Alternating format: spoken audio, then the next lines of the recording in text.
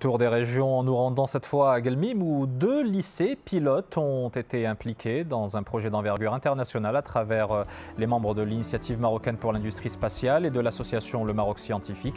Les élèves prennent part à l'Exolab, encadré par des scientifiques et des chercheurs. Ils mènent une série d'expériences en recourant à des outils technologiques de pointe, au même titre que leurs camarades répartis un peu partout à travers la planète.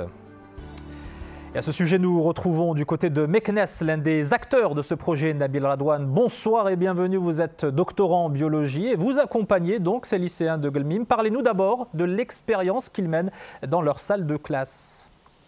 Bonsoir Monsieur Wader, merci pour l'invitation.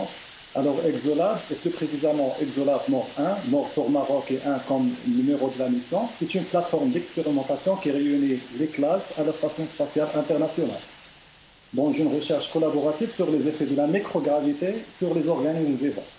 Dans le cadre de cette expérience, les élèves concevront une expérience visant à capturer le CO2 en cultivant la plante d'alpha-alpha. Le box intelligent Exolab qu'on voit sur la vidéo est une chambre de plantation qui contient des capteurs CO2, l'humidité et la lumière et qui prend des photos en continu de la croissance de la plante, ce qui nous permet de collecter les données de l'expérience et qu'on nous permet aussi de déduire les conclusions de l'environnement parfait pour telle plantation. Alors Nabil Radouane, justement, ces résultats, comment est-ce qu'ils seront utilisés ensuite et à quoi est-ce qu'ils seront comparés?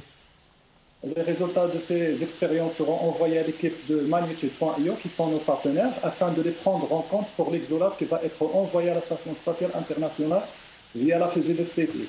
Et aussi, ces résultats seront par la suite présentés par notre équipe lors de la Congrès international d'astronautique, qui est le plus grand événement de l'industrie spatiale qui se tiendra le mois prochain à Paris. Je le disais, ce projet est porté par l'initiative marocaine pour l'industrie spatiale et l'association Le Maroc Scientifique, dont vous êtes membre. Plus largement, quelle est leur vocation? Bon, l'objectif de l'association de Maghreb El-Ilmi, fondée en 2002, c'est de vulgariser la science pour le grand public à travers plusieurs événements et programmes, et nous assurons que la curiosité scientifique n'est pas perdue par le manque d'opportunités. Alors que MESI, l'initiative marocaine pour l'industrie spatiale, est plus spécialisée dans l'industrie spatiale, qui est une confédération des efforts des jeunes marocains chercheurs, ingénieurs, professionnels de l'industrie spatiale et entrepreneurs qui partagent la même vision de fournir un nouveau modèle vis-à-vis d'établir et compléter les premiers pas de l'industrie spatiale au Maroc et à travers le continent africain bien sûr.